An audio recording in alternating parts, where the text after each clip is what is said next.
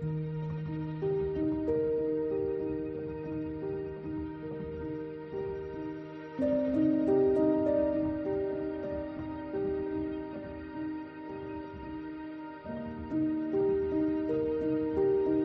Guys, എൻ്റെ പേര് അപർണ. ഞാനൊരു PSC ആസ്പിറൻ്റ് ആണ്. ഈ ഒരു വീഡിയോയിൽ സൺഡേ ദിവസത്തെ എൻ്റെ പഠനവും അതേപോലെ തന്നെ എൻ്റെ കുറച്ച് നല്ല നല്ല വിശേഷങ്ങളുമാണ് നിങ്ങളുമായിട്ട് ഷെയർ ചെയ്യുന്നത്. ഇന്നത്തെ ദിവസം സ്റ്റാർട്ട് ചെയ്തത് കുറച്ച് ലേറ്റ് ആയിട്ടായിരുന്നു. സൺഡേ ആണല്ലോ, അതുകൊണ്ട് കുറച്ച് കിടന്നുറങ്ങുകയൊക്കെ ചെയ്തു എന്ന് വേണേൽ പറയാം. 7 മണിയൊക്കെ ആയിട്ടുണ്ടായിരുന്നു എഴുന്നേൽക്കാൻ വേണ്ടിയിട്ട്. പൊതുവെ ഞാനിപ്പോൾ കിടക്കുന്നതിന് മുന്നേ ഒന്നെങ്കിൽ നാളത്തെ കാര്യങ്ങളൊക്കെ പ്ലാൻ ചെയ്ത് എഴുതി വെക്കാറുണ്ട്. അല്ലെങ്കിൽ എഴുതി വെച്ചിട്ടില്ലെങ്കിൽ പിറ്റേന്ന് രാവിലെയാണ് എഴുതി വെക്കാറുള്ളത്. അപ്പോൾ അതിന് ശേഷം ഞാൻ ഇന്നലെ പഠിച്ച് നിർത്തിയിട്ടുണ്ടായിരുന്ന ടോപ്പിക് ഉണ്ടല്ലോ, അതൊന്ന് റിവൈസ് ചെയ്തു. നമ്മളിപ്പോൾ രാവിലെ ഞാൻ പഠിക്കാൻ വേണ്ടിയിട്ട് ഇരിക്കുന്ന സമയത്ത് പൊതുവെ പുതിയ ടോപ്പിക്കുകളൊന്നും അങ്ങനെ എടുത്ത് എഴുതി പഠിക്കാറൊന്നുമില്ല.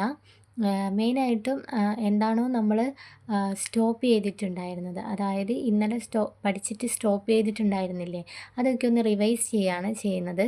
പിന്നെ എന്ന് വെച്ചാൽ ഈ ഒരു നവംബർ മന്ത് എടുക്കുകയാണെങ്കിൽ 2 PSC എക്സാംസുകൾ ഞാൻ എഴുതിയിട്ടുണ്ടായിരുന്നു, നവംബർ 8-നും നവംബർ 15-നും.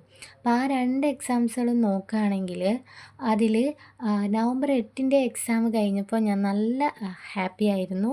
കാരണം എന്താണെന്ന് വെച്ചാൽ ഇതുവരെ കഴിഞ്ഞ എക്സാംസ് വെച്ച് കമ്പയർ ചെയ്യുന്ന സമയത്ത് എനിക്ക് കുറച്ചും കൂടെ നന്നായിട്ട് എക്സാം എഴുതാൻ പറ്റിയ ഒന്നായിരുന്നു നവംബർ 8-ന് കഴിഞ്ഞ ഒരു എക്സാം. അപ്പോൾ അത് കഴിഞ്ഞപ്പോൾ തന്നെ എനിക്കൊരു ഉള്ളിലൊരു കോൺഫിഡൻ്റ് ഒക്കെ വന്നിരുന്നു.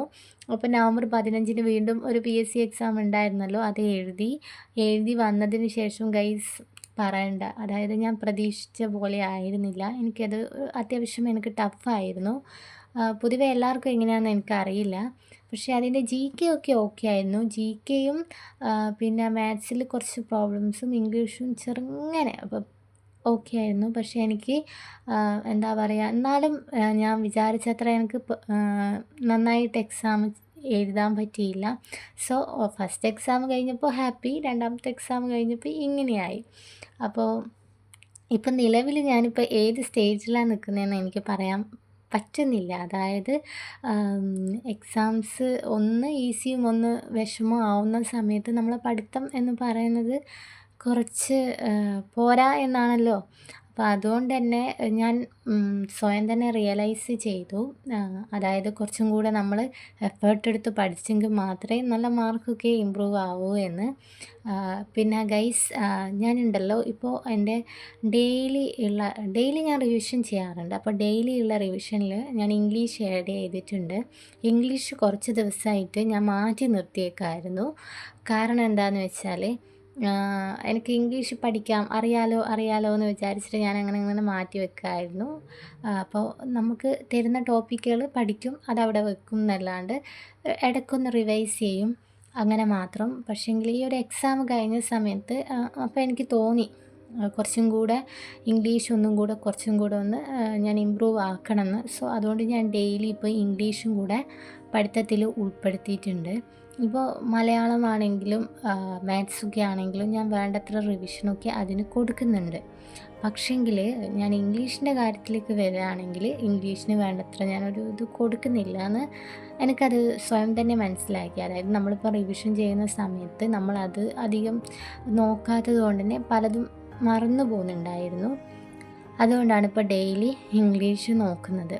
അപ്പോൾ നമുക്ക് മാത്രമേ നമുക്ക് എന്തൊക്കെയാണ് നമുക്ക് കുറച്ച് നമ്മൾ തീരെ നോക്കാതെ വെച്ചിട്ടുള്ളത്, ഏതൊക്കെയാണ് നമ്മൾ കറക്റ്റ് റിവൈസ് ചെയ്യുന്നത് തുടങ്ങിയ കാര്യങ്ങളൊക്കെ നമുക്ക് മാത്രമേ അറിയാവുള്ളൂ.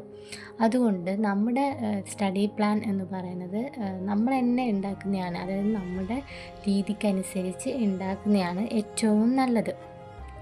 പിന്നെ ഗൈസ്, നമ്മൾ പഠിക്കാനിരിക്കുന്ന സമയത്ത് നമ്മൾ കറക്റ്റ് ടൈം ഫുഡൊക്കെ കഴിക്കണം. പിന്നെ അതേപോലെ തന്നെ വെള്ളം കുടിക്കണം, ഇതൊക്കെ മസ്റ്റാണ്.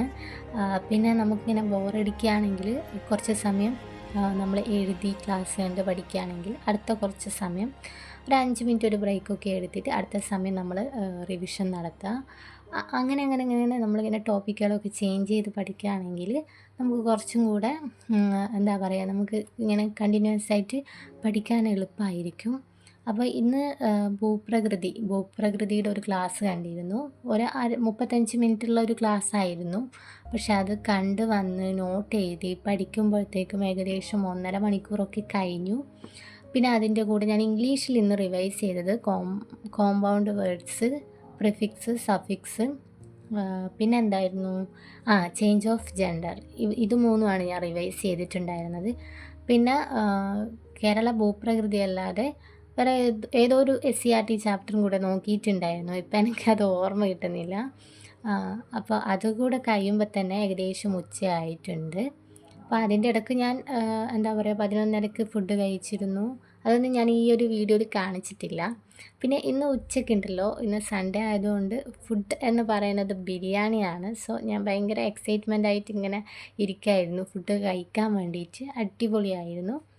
സോ ഗൈസ്, കുറച്ച് റെസ്റ്റൊക്കെ ചെയ്തു. അതിനുശേഷം വീണ്ടും റിവിഷൻ തന്നെയാണ്. അതായത് പുതിയൊരു ടോപ്പിക്ക് ഇപ്പോൾ എഴുതിയിട്ട് കാര്യമില്ല ഗൈസ്. കാരണം എന്താണെന്ന് വെച്ചാൽ ഉച്ചയ്ക്ക് ശേഷം നമ്മളൊന്ന് പുറത്തോട്ടൊക്കെ പോകുന്നുണ്ട്, അതന്നെ.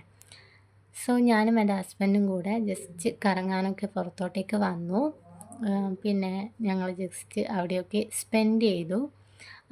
പിന്നെ നമ്മൾ തിരിച്ച് വരുമ്പോൾ ഉണ്ടല്ലോ, നൈറ്റിനുള്ള ഫുഡൊക്കെ വാങ്ങിയിട്ടുണ്ടായിരുന്നു.